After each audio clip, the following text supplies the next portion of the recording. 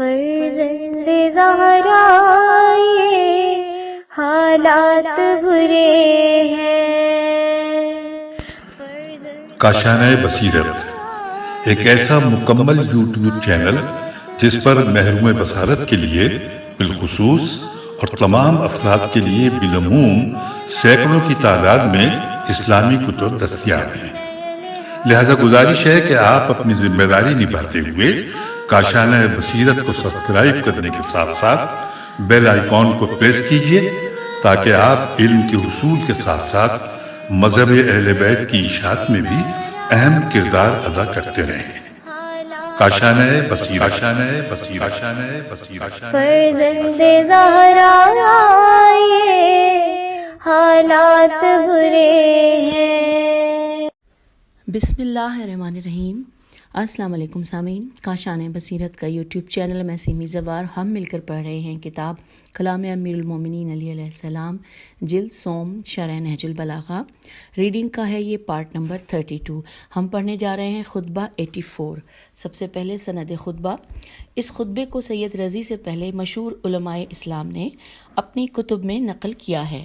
من جملہ ان میں سے ابن قتیبہ یا قتیبہ مختصر فرق کے ساتھ عیون اخبار کتاب میں، اور ابو حیان توحیدی نے الامتاع الف لام الف میم تے الف عین الامتاع والموانست میں، اور بحیقی نے المحاسن والمساوی میں، اور ابن عبد ربہ نے عقد الفرید میں، اور بلازری نے انصاب الاشراف میں نقل کیا ہے۔ اور سید رضی کے بعد شیخ طوسی نے امالی میں، اور مرزبانی نہج البلاغہ کی تنظیم سے پہلے کے ہیں انہوں نے، اور ابن عقدہ اور زبیر ابن بکار سمیت ابن اسیر نے نہایہ میں نقل کیا ہے۔ حوالہ ہے مصادر نہج البلاغہ، جلد نمبر 2، صفحہ نمبر 119۔ آئیے یہ سند خطبہ پڑھنے کے بعد آگے چلتے ہیں۔ لکھا ہے کہ اس خطبے میں امام علیہ السلام نے عمرو بن عاص کی ہجے ہے عین الف صاد عاص کے بارے میں دلچسپ و جامع کلام بیان فرمایا ہے۔ خطبہ ایک نگاہ میں ہم پڑھتے ہیں۔ اس ہیڈنگ کے حوالے سے لکھا ہے کہ جیسا کہ خطبے کے عنوان سے ظاہر ہے کہ امام چاہتے ہیں کہ عمرو بن عاص کی حقیقت کو ظاہر کریں، وہ شخص جو امیر شام کا مشیر خاص تھا، بلکہ یہ کہا جا سکتا ہے کہ خلافت امیر شام کا تسلسل اور اس کی ظاہری کامیابیاں اس کی شیطانیت کی مرہون منت تھیں، اور نفر دوم یا نفر اول اس جبار غین الف سواد بے اس جبار غاصب حکومت کا شمار ہوتا تھا۔ اس کے باوجود کہ جو عبارات خطبہ ہمارے سامنے ہیں وہ بہت مختصر ہیں، لیکن امام علیہ السلام نے ایسا نقشہ کھینچا ہے کہ گویا اس خود گمراہ اور دوسروں کو بھی گمراہ کرنے والے شخص کی اندرونی حالت اور بیرونی زندگی کو اور امیر شام کے مکار اور ہمراز ساتھی کے طور پر اس خطبے کے آئینے میں دیکھا جا سکتا ہے۔ یہ نقطہ قابل ذکر ہے کہ امام علیہ السلام نے یہ بیان اس بات کے جواب میں دیا کہ عمرو عاص حضرت امام علی علیہ السلام کو مزاح کرنے والا اور شوخ طبع کے عنوان سے متعارف کراتا تھا۔ اور اب آئیے خطبے کے الفاظ، جتنا عربی میں اس کا آغاز اور انجام، اس کا جو لاسٹ لفظ ہے وہ بتاؤں گی۔ یہ اس کا پیراگراف ہے عین جیم بے الف، تو ہے اج اور بے کے اوپر دو زبر ہیں، عجبن لے ابن نابغت، یہاں سے شروع ہوا ہے اور ختم ہو رہا ہے کہ اللہ ترک دین رضیختن، ٹھیک ہے۔ آئیے اب رضی ختن اب ہجے کر دیتی ہوں، رے زواد یہ خے تا اس پہ دو زبر ہے اور خے کے اوپر فتح ہے۔ اب اس کا ہم ترجمہ پڑھتے ہیں۔ لکھا ہے تعجب ہے نابغہ کے نون الف بے غین ہے نابغہ کے بیٹے پہ کہ یہ اہل شام سے بیان کرتا ہے کہ میرے مزاج میں مزاح پایا جاتا ہے اور میں کوئی کھیل تماشے والا انسان ہوں اور ہنسی مذاق میں لگا رہتا ہوں۔ یقیناً اس نے یہ بات غلط کہی ہے اور اس کی بنا پر گناہ گار بھی ہوا ہے۔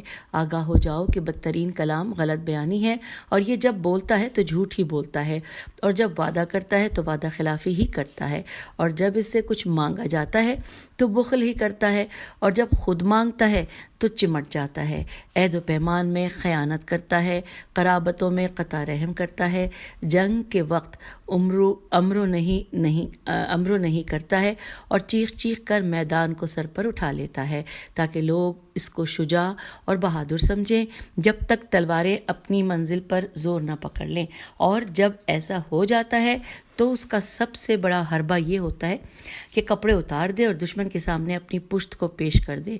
خدا گواہ ہے کہ مجھے کھیل کود سے یا مزاح سے موت نے روک رکھا ہے اور اسے حرف حق سے نسیان آخرت نے روک رکھا ہے، اور اس نے امیر شام کی بھی اس وقت تک بیعت نہیں کی جب تک کہ اس سے یہ طے نہیں کر لیا کہ اسے کوئی ہدیہ دے گا اور اس کے سامنے ترک دین پر کوئی تحفہ پیش کرے گا۔ انورٹڈ کاما کلوز ہو گیا۔ یہاں پر خطبے کے الفاظ مکمل ہو گئے اور آئیے اب شرح و تفسیر پڑھتے ہیں۔ اس میں لکھا ہے کہ اس چھوٹے شخص کو پہچانیے، یہ ہیڈنگ ہے۔ اس میں لکھا ہے امام علیہ السلام اپنا بیان اس جھوٹ و تہمت کے حوالے سے آغاز کرتے ہیں جو عمر بن خاص نے ساحت مقدس کی نسبت کہی تھی۔ اس کی تکذیب کے بعد ایک واضح تعارفی بیان اس تاریخ اسلام کی کے کثیف عنصر عین نون صاد رے کے بارے میں پیش کرتے ہیں۔ جھوٹ یہ تھا کہ امام علیہ السلام بہت شوخ طبع اور پرمزاح اور نعوذ باللہ اہل ہزل و باطل ہیں۔ زے لام اور باطل کی تو ہجے آسان ہے، بے الف تو لام، ہزل و باطل ہیں تاکہ اس بہانے سے امر خلافت کے لیے اپنے زوم ناقص میں حضرت علیہ السلام کی عدم شائستگی کو ثابت کرے۔ مولا فرماتے ہیں کہ ابن ناغا زن بدنام کے بیٹے پر تعجب کرتا ہوں، وہ شامی لوگوں سے میرے بارے میں کہتا ہے کہ میں بہت اہل مزاح اور شوخ طبع شخص ہوں جو لوگوں کو شوخی اور ہزل میں مسلسل سرگرم رکھتا ہوں۔ عمر و آس کو ابن نابغہ سے تعبیر کرنا ایک جانب اشارہ ہے مولا کا کہ اس کے خاندان کی پستی کی طرف، کیونکہ عرب میں یہ رسم تھی کہ اگر کسی کی ماں شرافت میں یا بدی میں مشہور ہوتی تھی تو اس کو اس کی ماں کی نسبت دیتے تھے بجائے اس کے کہ اسے اس کے والد سے نسبت دیں۔ اور دوسری جانب سے نابغہ جو مادہ نبوغ نون بے واو غین نبوغ سے عبارت ہے، اصل میں ظہور و شہرت کے معنی میں ہے، لیکن جب کسی بدکار عورت کے لیے بولا جاتا تو اس سے اس عورت کی بری شہرت کی جانب اشارہ ہوتا تھا، اور یہ لفظ عمرو کی ماں کے اخلاقی فساد کی وجہ سے اس کا لقب بن گیا تھا، جبکہ اس کا اصلی نام سلمہ یا لیلا تھا۔ تاریخ کی کتب میں آیا ہے کہ یہ عورت برائی سے مشہور ہوئی اور نامشروع طریقے سے نامشروع کی ہجے کرتے ہیں، نون الف میم شین رے واو عین، نامشروع طریقے سے چند خاص من جملہ ابو سفیان کے ساتھ ہم بستر ہوئی، اور جب عمرو پیدا ہوا وہ لوگ آپس میں اس بات پر لڑ پڑے کہ یہ کس کا بیٹا ہے، لیکن نابغہ نے ترجیح دی کہ یہ آس عین الف صاد کا بیٹا ہے، اور اس کی وجہ یہ تھی کہ آس اس کی بہت مالی مدد کرتا تھا۔ ابو سفیان سے نقل ہوا ہے کہ وہ مسلسل کہتا تھا کہ مجھ کو تردد نہیں اس بات میں کہ عمرو میرا ہی بیٹا ہے اور میرے نطفے سے منعقد ہوا ہے، میم نون عین قاف دال منعقد ہوا ہے۔ اس کے بارے میں حوالہ لکھا ہے کہ ربیع الابرار زمخشری اور بنقل ابن ابی الحدید شرح نہج البلاغہ جلد نمبر 6 صفحہ نمبر 283۔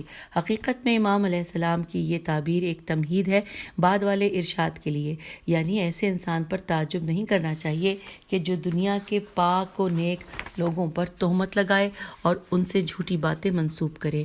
اب ورڈ لکھا ہے دابت دال عین الف بے تے سے بے حد و حساب مزاح کی جانب اشارہ ہے، اور تلعابت تے لام عین الف بے تے ایسے شخص کے معنی میں ہے کہ جو لوگوں کو بیہودہ حرکتوں کے ذریعے محظوظ کرے، اور لفظ آفز الف عین الف فیسین اور امارس الف میم الف ریسین تقریباً ایک ہی معنی میں ہیں، اور دراصل عورتوں کا مختلف شرارتوں کے ذریعے لوگوں کو محظوظ کرنے کے معنی میں ہے۔ اس کے بعد اس کے وسیع معنی ہر قسم کی بیہودہ شرارت خواہ مرد سے سرزد ہو یا عورت میں استعمال ہونے لگا۔ حقیقت میں امام علیہ السلام نے اپنی ذات سے منسوب کردہ عمرو بن آس کی جھوٹی باتوں کو ان جملوں میں خلاصہ فرمایا ہے تاکہ ان کی جواب گوئی کے لیے ایک مقدمہ ہو۔ حیرت کی بات یہ کہ مولا علیہ السلام کے دشمن جب امر خلاف کے لیے مولا علیہ السلام کی عدم شائستگی کو ثابت کرنے کے لیے کوئی معمولی کمزوری بھی نہ پیش کر پائے اور انہیں امام علیہ السلام کے علمی مقام، زہد، تقوی، شجاعت اور تدبیر کا انکار کرنے کا یارہ نہ رہا تو مذکورہ قسم کے ہتھ کنڈوں کا یہ سہارا لیا۔ چونکہ حضرت علیہ السلام بہت مزاح کرتے ہیں لہٰذا امر خلافت کی لیاقت نہیں رکھتے ہیں۔ یہ حربہ خود ظاہر کرتا ہے کہ امام علیہ السلام کی شائستگی اتنی زیادہ واضح اور آشکار تھی کہ کوئی بھی انکار کی جرت نہیں کر سکتا تھا، اور ایک مشہور ضرب المثل کے مطابق وہ اس قسم کے بھونڈے ہتھ کنڈوں کا سہارا لیا کرتے تھے۔ اب یہاں اس کے بعد لکھا ہے کہ اس کے بعد امام علیہ السلام عمرو بن عاص کی جھوٹی اور تہمت آمیز باتوں کے جواب میں فرماتے ہیں انورٹڈ کاما، اس نے غلط بات کہی اور گناہ کیا ہے اور بدترین بات جھوٹی بات ہے، انورٹڈ کاما کلوز۔ ایسا کون سا شخص ہے جو لطیف اور ہر قسم کی بیہودہ اور نامشروع میم شین رے واو عین نامشروع باتوں سے عاری مزاح کا انکار کرتا ہو؟ اور کون ہے جو امیر المومنین علی علیہ السلام کے کلام، خطوط اور کلمات قصار میں موجود سنجیدگی اور متانت کا انکاری ہو؟ اور سب سے زیادہ سنجیدہ وہ تو سب سے زیادہ سنجیدہ تھے اور اپنے کاموں میں آہنی ارادہ رکھتے تھے، اگرچہ کبھی کبھی اپنے دوستوں کے دل سے غم و غصے کا گرد و غبار ختم کرنے کے لیے مزاح بھی فرماتے تھے۔ مولا علیہ السلام نے وہی کام اپنی زندگی میں انجام دیے کہ جو ان کے پیشوا یعنی پیغمبر اکرم صلی اللہ علیہ وآلہ وسلم کی عملی زندگی میں کاملاً نمایاں تھے۔ لیکن ایسا دشمن جس کا بس نہ چلتا ہو، جو ہر طرح سے عیب جوئی میں نا امید ہو گیا ہو، وہ ایسے بہانے تلاش کرتا ہے اور ایسی جھوٹی چیزیں پیش کرتا ہے اور پھر ان کو بڑھا کر بیان کرتا ہے۔ اس کلام کے تسلسل میں امام علی علیہ السلام 6 مختصر جملوں میں عمرو عاص بدسیرت شخص کے 6 صفات رذیلہ بیان فرماتے ہیں۔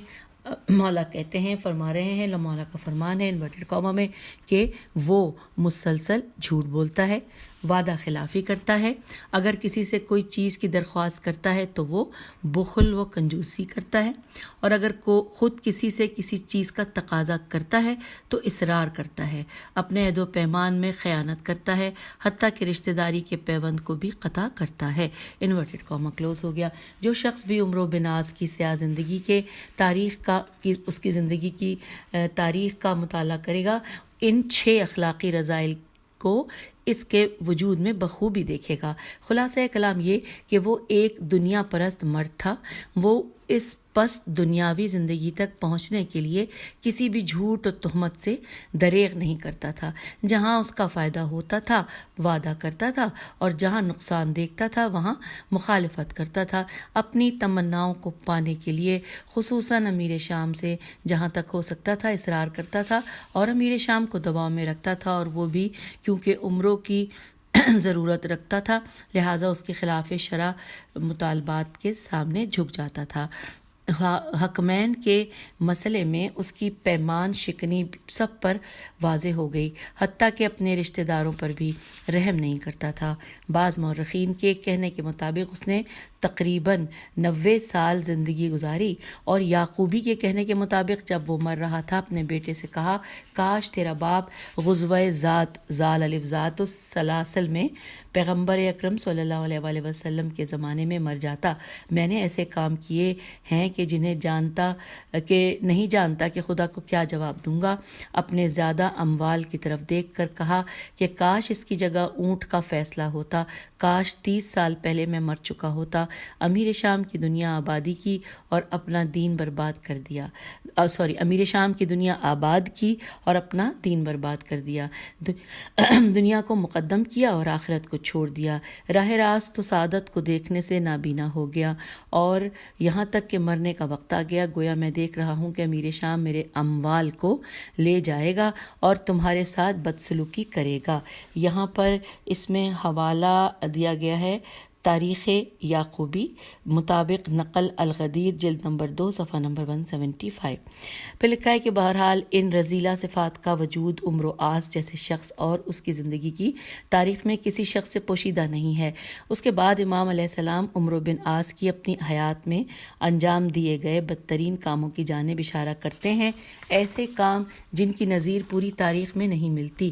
مثلا جنگ صفین میں جب خود کو علی علیہ السلام کے چنگل میں پایا اور یقین کر لیا کہ علی علیہ السلام ایک یا چند ضربات شمشیر سے اس کی گناہ آلود زندگی کا خاتمہ کر دیں گے تو خود کو برہنہ کر دیا، کیونکہ جانتا تھا کہ مولا علیہ السلام کی حیا اس کے قتل سے مانع واقع ہوگی میم الف نون عین مانع واقع ہوگی کہ اس حالت میں اس سے روگرداں ہو جائیں اور وہ اس موقع سے فائدہ اٹھاتے ہوئے فرار ہو جائے گا۔ یہ واقعہ عربوں میں اس ضرب المثل کے طور پر مشہور ہو گیا کہ عمرو نے اپنی شرمگاہ کی پناہ میں موت سے نجات حاصل کی۔ یہ ضرب المثل جو ہے وہ انورٹڈ کاما میں لکھی ہوئی ہے۔ پھر لکھا ہے کہ امام علیہ السلام فرماتے ہیں انورٹڈ کاما کہ جنگ کے وقت سپاہیوں کو امر نہیں کرتا ہے اور زیادہ چیختا چلاتا ہے کہ لوگ اس کو شجاع سمجھیں، لیکن یہ صرف اس وقت تک ہے کہ ہاتھ قبضہ شمشیر تک پہنچے، اور جب یہ ہوا تو اپنی جان بچانے کے لیے اس کی بڑی تدبیر یہ ہے کہ اپنا لباس اتار کر پھینک دے اور اپنی شرمگاہ کو ظاہر کر دے تاکہ کریم شخص اس کے قتل سے صرف نظر کر لے۔ انورٹڈ کاما کلوز ہو گیا۔ ابن ابی الحدید کے کہنے کے مطابق اس عجیب داستان کو تمام مورخین خاص طور پر وہ کہ جنہوں نے صفین کے متعلق لکھا ہے ذکر کیا ہے۔ یہ قصہ اس طرح ہے کہ حارث ابن نصر اصحاب علی علیہ السلام میں سے ایک تھے۔ انہوں نے عمرو بن عاص کی مذمت میں کچھ اشعار کہے تھے اور مولا علیہ السلام کے شعلہ بار شمشیر کے مقابلے میں اس کی ضعف و پستی پر مذمتی اشعار کہے۔ یہ اشعار لوگوں میں مشہور ہو گئے۔ یہ بات عمرو کے کانوں تک پہنچی تو اس نے کہا کہ اگر اس طرح ہے تو خدا کی قسم میں میدان جنگ میں علی کے مقابلے میں جاؤں گا، چاہے 1000 بار مارا جاؤں۔ جب صفین میں لشکر کی صفوں نے عمومی حملے کا آغاز کیا تو عمرو نے بھی ایک نیزہ اٹھایا اور حضرت علی علیہ السلام کی طرف بڑھا تاکہ خود کو بے نقاب کرے۔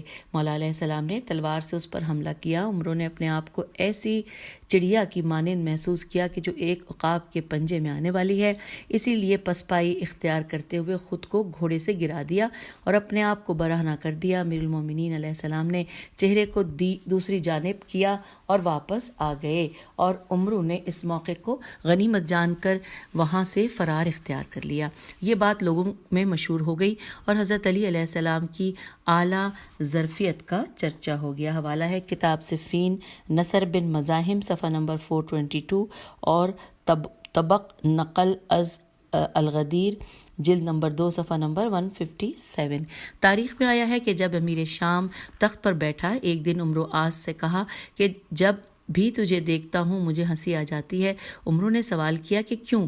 کہا کہ مجھے یاد آتا ہے کہ صفین میں علی علیہ السلام نے تجھ پر حملہ کیا اور تو نے اپنی شرمگاہ ظاہر کر کے نجات حاصل کی اور یہ نشان ننگ و آر اپنے اوپر لے لیا۔ عمرو نے کہا کہ جب تجھے دیکھتا ہوں تو اس سے زیادہ ہنستا ہوں، کیونکہ اس دن کی یاد آتی ہے جب علی علیہ السلام نے تجھے مقابلے کے لیے دعوت دی کہ تن بتن جنگ کریں تو اچانک تیری سانس سینے میں رک گئی، تیری زبان خشک ہو گئی، آب دہن نے گلے کو پکڑ لیا اور تیرا سارا جسم کانپنے لگا، اور دوسری باتیں بھی یہ جو میں زبان پر نہیں لانا چاہتا ہوں۔ امیر شام نے کہا درست ہے، لیکن یہ بات مکمل نہیں ہے اور ماجرا اس سے زیادہ ہے۔ اور اس کے بعد عمرو بن عاص سے کہا کہ آؤ مذاق چھوڑ دو، کوئی کام کی بات کریں۔ اس کے بعد آگے چلتے، یہاں پہ لکھا ہے کہ دستے علی سے فرار اور ڈرنا کسی شخص کے لیے بھی کوئی عیب نہیں ہے۔ یہ انورٹڈ کاما میں یہ جملہ لکھا ہے اور اس کا حوالہ ہے ابن ابی الحدید نے اس بات کو مشہور مورخ واقدی سے نقل کیا ہے۔ شرح نہج البلاغہ ابن ابی الحدید جلد نمبر 6 صفحہ نمبر 317 کہ دستے علی سے فرار اور ڈرنا کسی شخص کے لیے بھی کوئی عیب نہیں ہے۔ یہ انورٹڈ کاما میں جملہ ہے، اس لکھا ہے۔ اس کے بعد امام علی علیہ السلام بحث کے تسلسل میں عمرو بن عاص کی جھوٹی نسبت کے جواب کو پیش کرتے ہیں اور اس کی وہ صفات و حالت ایمان و حالت اعمال کے بیان کے ساتھ خطبے کو ختم کرتے ہیں۔ مولا فرماتے ہیں کہ آگاہ ہو جاؤ، خدا کی قسم موت کی یاد مجھے کھیل اور مذاق کرنے سے روکتی ہے۔ یہاں پہ انورٹڈ کاما کلوز ہوا۔ اس کے بعد لکھا ہے کہ میں ہمیشہ موت کو اپنی آنکھوں کے سامنے دیکھتا ہوں، کیونکہ یہ ایک ایسا قانون ہے جو سب خلائق کے لیے ہے اور کوئی دن اس کے لیے معین نہیں ہے اور کسی کے لیے کوئی استثناء نہیں ہے، اور یہ بھی جانتا ہوں کہ موت لذات اور سرگرمیوں کا اختتام ہے۔ میں کبھی اس کو فراموش نہیں کرتا، صبح و شام اس کو یاد کرتا ہوں۔ کیا ممکن ہے مجھ جیسا شخص اس وصف کے ساتھ کھیل اور مزاح میں مشغول ہو اور ہوا و ہوس میں غرق ہو جائے؟ یہ ناممکن ہے۔ پھر اس کے بعد لکھا ہے لیکن موت و آخرت کی فراموشی نے اس کو حق بات کہنے سے روکا ہوا ہے۔ یہاں پہ یہ انورٹڈ کاما میں ہے کہ لیکن موت اور آخرت کی فراموشی نے اس کو حق بات کہنے سے روکا ہوا ہے۔ پھر لکھا ہے کہ اگر وہ جھوٹ بولتا ہے اور تہمت لگاتا ہے اور اہداف دنیاوی تک پہنچنے کے لیے اور اپنی خواہشات تک رسائی کے لیے ہر کام کو اپنے لیے جائز شمار کرتا ہے، تو وہ اس لیے ہے کہ اس نے موت و آخرت کو بھلا دیا ہے، اور وہ انسان جو موت و عدل الہی کو فراموش کرے وہ ایک خطرناک وجود بن جاتا ہے جو کسی کام سے دریغ نہیں کرتا، حتیٰ کہ اپنی عزت و شرف کو بھی اپنے مفاد میں قربان کر دیتا ہے۔ اس کے بعد اس بات پر واضح گواہ اور مکمل واضح دلیل مولا بیان کرتے ہیں اور فرماتے ہیں انورٹڈ کاما کہ وہ امیر شام کی بیعت کے لیے تیار نہ ہوا جب تک عطیہ عین تو یہ ہے عطیہ اور بدلہ نہ لیا، اور دوسرے لفظوں میں اپنا دین دینے کے بدلے میں قلیل رشوت حاصل کی۔ Inverted comma close. امام علیہ السلام اس بیان میں ایک معروف داستان کی جانب اشارہ فرماتے ہیں کہ جو لوگوں میں مشہور تھی، اور اسی دلیل سے ایک تھوڑا اس کا اشارہ اس کی سند کی جانب کرتے ہیں، اور اس مطلب کی شبیہ خطبہ نمبر 26 میں آئی ہے اور اس جگہ اس کی شرح بیان کی گئی ہے، اور بطور خلاصہ کچھ اس طرح ہے کہ جب فتنہ جمل امام علیہ السلام کی کامیابی اور مخالفین کی شکست پر ختم ہوا، امام علیہ السلام نے جریر بن عبداللہ رضی اللہ کو امیر شام سے بیعت لینے کے لیے شام بھیجا۔ امیر شام جو امام علیہ السلام کی بیعت کا قائل نہ تھا، اس بارے میں مشورہ کرنے لگا اور ایک خط عمرو عاص کے لیے لکھا اور اس سے مدد چاہی، اور اس کے اور امیر شام کے درمیان طولانی گفتگو ہوئی، اور عمرو نے اسے سمجھایا کہ جو خصوصیات حضرت علی علیہ السلام کے پاس ہیں تو ان سے آری ہے۔ آخر میں کہا کہ اگر میں تیری بیعت کروں اور تمام خطرات کو قبول کروں تو مجھے بدلے میں تم کیا دو گے؟ امیر شام نے کہا کہ جو تم چاہو کہو۔ عمرو بولا جو تم چاہو کہو۔ عمرو بولا کہ کامیابی کے بعد حکومت مصر میرے حوالے کرنا۔ امیر شام نے غور کر کے کہا کہ میں نہیں چاہتا کہ تیرے لیے لوگ یہ کہیں کہ اغراض دنیاوی کی خاطر میری بیعت کی ہے۔ تو عمرو نے کہا کہ ان باتوں کو چھوڑ دو، تم خود دنیا پرستوں کے رئیس ہو، مطلب وہ ہے جو میں نے کہا، حکومت مصر چاہتا ہوں۔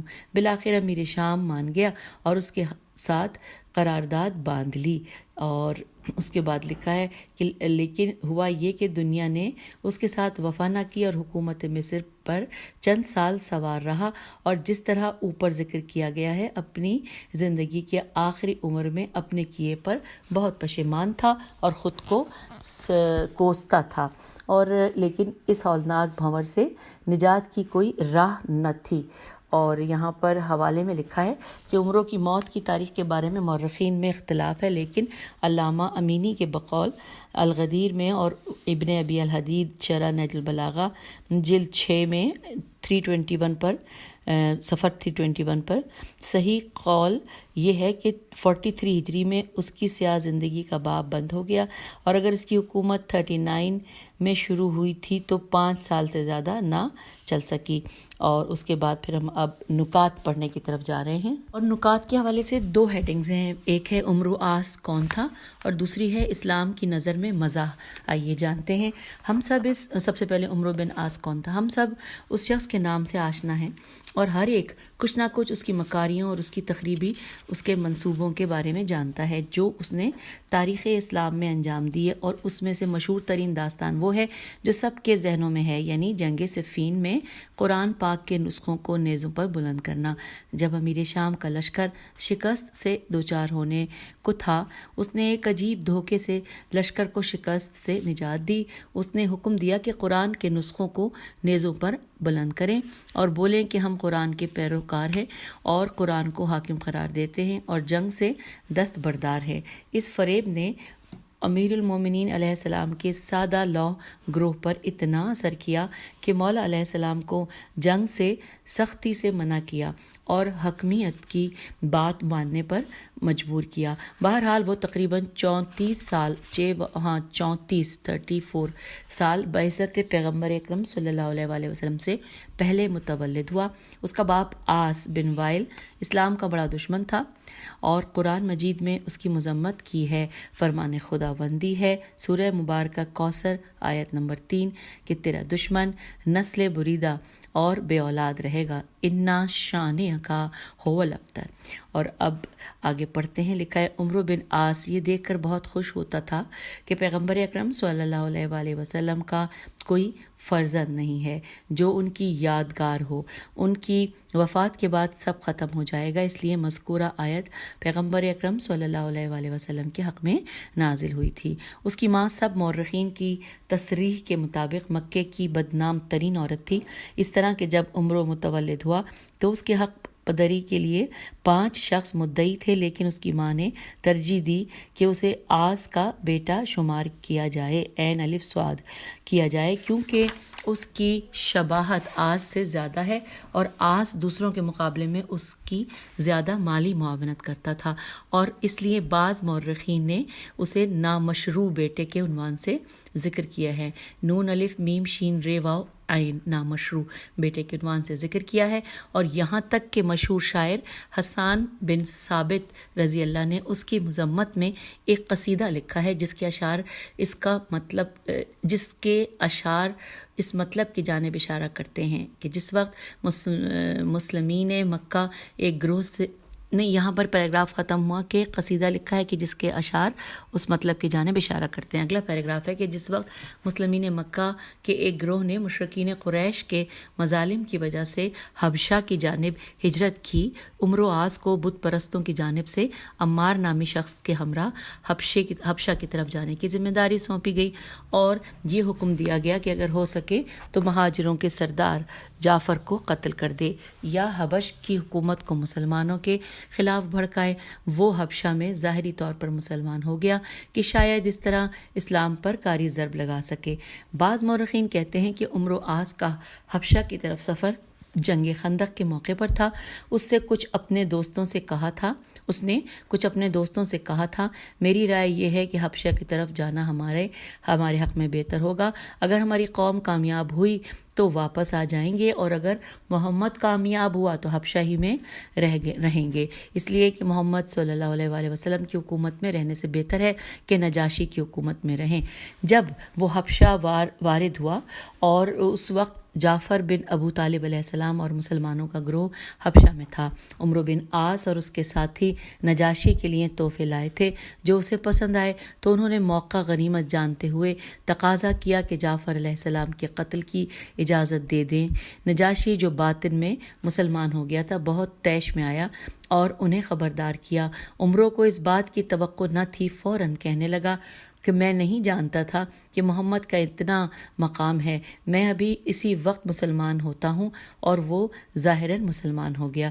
اور جب وہ ایک مسلمان کی حیثیت سے مدینے واپس پلٹا تو پیغمبر اکرم صلی اللہ علیہ وآلہ وسلم نے اس کی حوصلہ افزائی کی خاطر اسے ایک چھوٹے لشکر کا سپہ سالار بنا کر ذات السلاسل بھیجا۔ اس کے بعد پیغمبر اکرم صلی اللہ علیہ وآلہ وسلم نے اسے عمان شام میں، یعنی بریکٹ میں لکھا ہے شام کا گورنر معین کیا، اور پیغمبر اکرم صلی اللہ علیہ وآلہ وسلم کی اختتام عمر تک وہیں تھا، اور خلیفہ ثانی کے زمانے میں فلسطین اور اردن کے علاقے میں اس کے زیر نگیں آ گئے۔ اس کے بعد خلیفہ ثانی نے شام کے تمام علاقے امیر شام کے اختیار میں دے دیے اور عمرو بن عاص کو مصر جانے کا حکم دیا۔ عمرو بن عاص مصر چلا گیا اور اسے فتح کیا۔ عمرو خلیفہ ثالث کے دور میں 4 سال مصر کا گورنر رہا۔ اس کے بعد خلیفہ ثالث نے اسے معزول کر دیا اور دوسرے شخص کو وہاں بھیجا، اور یہاں سے عمرو اور خلیفہ ثالث کے درمیان اختلافات رونما ہوئے اور عمرو اپنے اہل و عیال کے ہمراہ فلسطین منتقل ہو گیا۔ اور جب امیر شام نے شام میں بغاوت کی تو عمرو بن عاص کو دعوت دی کہ اس کے ساتھ مل جائے۔ اس نے اس شرط کے ساتھ دعوت قبول کی کہ اگر غالب آ گیا تو مصر کی حکومت اسے دے دے گا، اور اس نے ایسا ہی کیا۔ عمرو بن عاص آخر عمر تک حکومت مصر کے اعلیٰ عہدے پر جاگزیں رہا، لیکن امیر شام کی کامیابی کے بعد چند سال زندہ رہا اور بالآخر بروز عید الفطر 43 ہجری میں، جو مسلمانوں کی خوشی کا دن تھا، 90 سال کی عمر میں آنکھیں بند کر لیں۔ وہ بہت چالاک شخص تھا اور لوگوں کو متاثر کرتا تھا، لیکن فکری توانائی کو شیطانیت میں صرف کرتا تھا، جیسا کہ پہلے نقل ہوا کہ وہ ہنگام مرگ اظہار پشیمانی کر رہا تھا کہ کیوں امیر شام کی دنیا کی خاطر اپنا دین بیچ دیا۔ بعض کہتے ہیں کہ وہ زمانہ جاہلیت میں شجاعت میں مشہور تھا، اگرچہ جنگ صفین میں حضرت علی علیہ السلام کے مقابلے میں اتنا مروب ہوا کہ اپنی جان کی نجات کے لیے اپنی شرمگاہ کا سہارا لینا پڑا، اپنے کپڑے اتار پھینکے اور شرمگاہ کو ظاہر کر دیا، اس لیے کہ جانتا تھا کہ حضرت علی علیہ السلام بزرگوار ہیں اور ایسی حالت میں اس کے قتل سے چشم پوشی کر کے وہاں واپس چلے جائیں گے۔ حوالہ ہے الغدیر، جلد نمبر 2، صفحہ نمبر 162 اور 167، اور شرح نہج البلاغہ ابن ابی الحدید، جلد نمبر 6، صفحہ نمبر 282۔ پھر آگے چلتے ہیں۔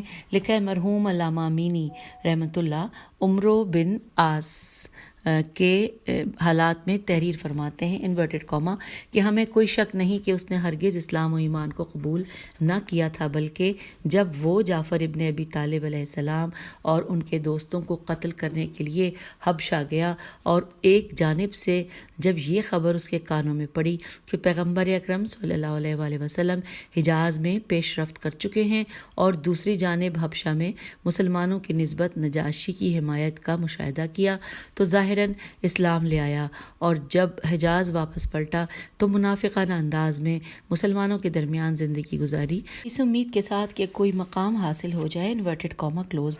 امیر المومنین علی علیہ السلام کی بات اس کے بارے میں کاملاً صادق آتی ہے۔ مولا فرماتے ہیں انورٹڈ کاما خدا کی قسم وہ ہرگز مسلمان نہ ہوا تھا، بلکہ اظہار اسلام کیا اور کفر کو باطن میں چھپا رکھا، اور جب اپنے یار پیدا کر لیے تو اندرونی کفر کو ظاہر کر دیا اور ہمارے خاندان پیغمبر صلی اللہ علیہ وآلہ وسلم کے ساتھ دشمنی پر واپس پلٹ آیا۔ Inverted comma close. حوالہ ہے الغدیر، جلد نمبر 2، صفحہ نمبر 262۔ وہ اپنے مقصد تک رسائی کے لیے، یعنی حضرت علی علیہ السلام کے ساتھ دشمنی کے اظہار کے لیے کسی چیز سے دریغ نہ کرتا تھا۔ کہا جاتا ہے کہ اس نے ایک دن حضرت عائشہ سے کہا، کاش تم جنگ جمل والے دن قتل ہو جاتی۔ حضرت عائشہ نے تعجب کرتے ہوئے کہا کہ کیوں اے بے پدر؟ عمرو نے کہا کہ تم مر کر جنت میں چلی جاتی اور ہم خلیفہ ثالث کے پیراہن کے مسئلے کے بعد علی ابن ابی طالب علیہ السلام کے خلاف تمہاری موت کو سب سے بڑا وسیلہ قرار دیتے۔ حوالہ ہے شرح نہج البلاغہ ابن ابی الحدید، جلد نمبر 6، صفحہ نمبر 322۔ اگر ہم چاہیں تو عمرو بن عاص کے جرائم اور مکر و فریب سے پر زندگی کے تمام پہلوؤں کو شرح و بسط شین رے بے سین تو کے ساتھ تحریر کریں، لیکن گفتگو طولانی ہو جائے گی، اس لیے ایک تاریخی نقطے کو بیان کرتے ہوئے بحث کو ختم کرتے ہیں۔ ابن ابی الحدید اس بارے میں کہتا ہے، عمرو بن عاص ان لوگوں میں سے تھا کہ مکے میں پیغمبر اسلام صلی اللہ علیہ وآلہ وسلم کو اذیت دیتا تھا اور بنا سزا کہتا تھا اور ان کی راہ میں پتھر بچھاتا تھا تاکہ پیغمبر اکرم صلی اللہ علیہ وآلہ وسلم کو نقصان پہنچے، کیونکہ حضرت صلی اللہ علیہ وآلہ وسلم رات کے اندھیرے میں طواف کعبہ کے لیے گھر سے باہر نکلتے تھے، اور عمرو بن عاص ان لوگوں میں سے ایک تھا کہ جب زینب بنت رسول اللہ صلی اللہ علیہ وآلہ وسلم بقصد ہجرت مکے سے مدینے کے لیے نکلیں تو ان کے پیچھے لگ گیا اور انہیں اتنا ڈرایا دھمکایا کہ ان کا جنین ساقط ہو گیا۔ جب یہ بات پیغمبر اکرم صلی اللہ علیہ وآلہ وسلم تک پہنچی تو وہ بہت ناراض ہوئے اور اس گروہ کے تمام افراد پر لعن و نفرین کیا۔ حوالہ ہے شرح نہج البلاغہ ابن ابی الحدید جلد نمبر 6 صفحہ نمبر 282۔ آگے چلتے ہیں دوسرے نمبر پہ دوسرا نقطہ کہ اسلام کی نظر میں مزاح، آئیے جانتے ہیں۔ اس میں کوئی شک نہیں کہ زندگی کے مصائب و مشکلات سے روح انسانی زنگ آلود ہو جاتی ہے، اور اگر تفریح اور پرلطف باتوں کے ذریعے اسے صیقل نہ کیا جائے تو انسان کی آئندہ کی سرگرمیاں مشکلات سے دوچار ہو جاتی ہیں، اور اسی لیے عقل منطق کی فطرت کا تقاضا ہے کہ انسان کبھی کبھار اپنی تمام مصروفیات چھوڑ کر مزاح و لطائف سے لطف اندوز ہو۔ اگر یہ تفریح اعتدال کی حد میں ہو تو قابل مذمت نہیں ہے، بلکہ مناسب اور کبھی لازم و واجب ہو جاتی ہے، اور حسن خلق، کشادہ روی اور اخلاق حسنہ میں شمار ہوتی ہے۔ پیغمبر اکرم صلی اللہ علیہ وآلہ وسلم اور ائمہ طاہرین علیہ السلام اور بزرگان دین بلکہ تمام عقلاء کی سیرت سے یہ بات ابھر کر سامنے آتی ہے کہ وہ اپنی عملی زندگی میں مزاح کو حد اعتدال تک روا رکھتے تھے، لیکن اس میں کوئی شک نہیں کہ اگر یہ مزاح حد اعتدال سے خارج ہو جائے، گناہ اور مومن کی غیبت شمار ہو جائے، یا انتقام میں جوئی اور ذلیل کرنے کے لیے یا کنائے کے طور پر مزاح کیا جائے تو پھر یہ قابل مذمت صفات میں شمار ہوگا۔ ہم دیکھتے ہیں کہ اسلامی ماخذ میں مزاح کو کبھی فضیلت کے عنوان سے اور کبھی ایک بری صفت کے عنوان سے پیش کیا گیا ہے۔ اس بحث کی تکمیل کے لیے ہم روایات میں دیکھتے ہیں اور ان میں سے چیدہ روایات کو پیش کرتے ہیں۔ نمبر 1، حضرت امام موسیٰ کاظم علیہ السلام سے ایک صحابی نے پوچھا، کبھی کبھی لوگ آپس میں ہنسی مزاح کرتے ہیں، کیا اس میں کوئی مذائقہ ہے؟ تو امام موسیٰ کاظم علیہ السلام نے فرمایا کہ اس میں کوئی اشکال نہیں ہے، جب تک کہ راوی کہتا ہے کہ میں سمجھا کہ امام علیہ السلام کی مراد نا سزا کہنا ہے، تو لکھا ہے جب تک کہ پھر امام نے فرمایا کہ رسول خدا صلی اللہ علیہ وآلہ وسلم کے پاس کبھی کبھی ایک اعرابی آتا تھا اور کچھ ہدیہ بھی دے کر جاتا تھا، اور ہدیہ دیتے وقت کہتا تھا ہدیے کی قیمت ادا کیجیے، اور رسول خدا صلی اللہ علیہ وآلہ وسلم تبسم فرماتے تھے، اور جب کبھی غمگین ہوتے تو فرماتے تھے کہ وہ اعرابی کہاں ہے، کاش وہ ہمارے دل کے بوجھ کو ہلکا کرنے کے لیے آ جاتا۔ دوسرے نمبر پہ امام موسیٰ کاظم علیہ السلام کی دوسری حدیث ہے کہ مومن شوخ اور پہلی والی حدیث جو تھی اس کا حوالہ تھا اصول کافی جلد نمبر 2 صفحہ 663، اور اب جو ہم حدیث پڑھنے جا رہے ہیں اس کا حوالہ ہے تحفہ العقول صفحہ نمبر 41 باب مواعظ النبی۔ حدیث یوں ہے کہ حضرت امام موسیٰ کاظم علیہ السلام کی حدیث ہے کہ مومن شوخ اور مزاح پسند ہوتا ہے، اور منافق ترش رو اور غسیلہ ہوتا ہے۔ تیسرے نمبر پہ ہے امام جعفر صادق علیہ السلام نے فرمایا ہر مومن میں دعابہ موجود ہے۔ راوی نے پوچھا کہ دعابہ کیا ہے، تو فرمایا مزاح ہے، یعنی کہ مومن بھی مزاح سے لطف اندوز ہوتے ہیں۔ اس کا حوالہ ہے اصول کافی جلد 2 صفحہ نمبر 663۔ چوتھے نمبر پہ لکھا ہے روایات میں ملتا ہے کہ پیغمبر اسلام صلی اللہ علیہ وآلہ وسلم بھی مزاح فرمایا کرتے تھے، اور ایک مشہور حدیث میں آیا ہے کہ ایک مرتبہ انصار کے قبیلے سے ایک بوڑھی عورت پیغمبر اکرم صلی اللہ علیہ وآلہ وسلم کی خدمت میں آئی اور حضرت سے تقاضا کیا کہ اس کے لیے دعا کریں کہ وہ اہل بہشت میں سے ہو جائے، تو پیغمبر نے مزاحاً فرمایا کہ بوڑھی عورتیں جنت میں نہیں جائیں گی۔ اس پر اس عورت نے فرمایا تبسم، تو پیغمبر نے فریاد کی، اس عورت نے فریاد کی تو پیغمبر نے فرمایا تبسم فرمایا، اور یہ آیت تلاوت کی کہ ہم نے انہیں وہاں دوسری زندگی عطا کی ہے اور دوشیزہ قرار دیا ہے۔ اس پر بوڑھی عورت خوش ہو گئی۔ یہ ہے حوالہ، یہ سورہ واقعہ آیت 35-36، اور یہاں پر جو ترجمے کے حوالے سے بات آگے ہو رہی ہے وہ ہے شرح نہج البلاغہ ابن ابی الحدید جلد 6 صفحہ نمبر 330۔ پھر لکھا ہے کہ لیکن اس کے باوجود دوسری روایات مزاح کی مذمت میں وارد ہوئی ہیں جن کی تعداد بھی کم نہیں ہے۔ من جملہ ایک حدیث حضرت امام علی علیہ السلام فرماتے ہیں کہ مزاح مزاح کینہ اور عداوت کا سبب ہے۔ حوالہ ہے تحفہ العقول صفحہ نمبر 86۔ پھر لکھا ہے کہ دوسری حدیث میں آپ نے فرمایا کہ ہر چیز کا بیج ہے اور دشمنی کا بیج مزاح ہے۔ اس کا حوالہ ہے میزان الحکمت جلد نمبر 4 صفحہ حدیث نمبر 18869۔ اس کے بعد لکھا ہے دوسری تعبیرات میں آیا ہے کہ مزاح عقل کو کم کرتا ہے اور انسان کے رعب و ہیبت کے لیے آفت ہے اور اس کا چھوٹا دشمن ہے۔ حوالہ ہے میزان الحکمت جلد نمبر 4 باب المزاح۔ پھر ہے رسول اکرم نے فرمایا کہ اللہ کا نیک بندہ جب تک مزاح اور جھوٹ کو ترک نہ کرے اس کا ایمان خالص نہیں ہوتا۔ حوالہ ہے میزان الحکمت جلد نمبر 4 حدیث نمبر 18869۔ یہ بات واضح ہے کہ دونوں قسم کی روایات اور معمولی سا بھی تضاد نہیں ہے، کیونکہ پہلی قسم کی روایات آزار و اذیت سے عاری مزاح سے متعلق ہیں اور دوسری قسم کی روایات طنز اور گناہ سے آلودہ مزاح سے متعلق ہیں۔ اس بات کی گواہ رسول کی یہ حدیث ہے، فرما رہے ہیں کہ میں مزاح کرتا ہوں لیکن اس میں حق کے سوا کوئی چیز بیان نہیں کرتا۔ حوالہ ہے شرح نہج البلاغہ ابن ابی الحدید جلد نمبر 6 صفحہ نمبر 330۔ اور اس پر دوسرا شاہد یہ ہے کہ بہت سی روایات میں کثرت مزاح کو ناپسندیدہ کام سے عنوان سے ذکر کیا گیا ہے۔ امیر المومنین فرماتے ہیں مزاح کی کثرت انسان کے وقار کو ختم کر دیتی ہے اور دشمنی اور دعوت کا سبب بنتی ہے۔ حوالہ ہے غرر الحکم۔ پھر ہے کہ بعض روایات میں افراد فی مزاح میں افراد تعبیر ذکر ہوئی ہے۔ مذکورہ روایات جو اکثر امام علی علیہ السلام سے نقل ہوئی ہیں ان سے بخوبی یہ واضح ہے کہ امام کبھی شوخ و مزاح فرماتے بھی تھے تو یہ ایک حد تک ہوتا تھا اور حضرت علیہ السلام کے فضائل میں شمار ہوتا ہے۔